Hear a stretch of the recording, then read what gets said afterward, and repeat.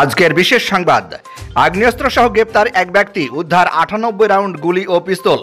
গোপন সূত্রে খবর পেয়ে দমকল থানার পুলিশ গতকাল রাত্রে ঝাবাড়িয়া মহরমতলা মাঠের কাছে অভিযান চালিয়ে আশরাফুল মণ্ডল ওরফে ইসলাম 52 নামে এক ব্যক্তি গ্রেপ্তার করে।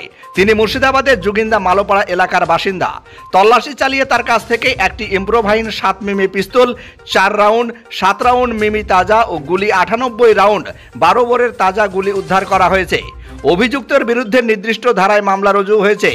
এতগুলি আগ্নেয়াস্ত্র কোথা থেকে আনা হয়েছে বা এর পিছনে কে বা কারা জড়িত আছে তার তদন্ত শুরু করেছেন দমকল থানার পুলিশ।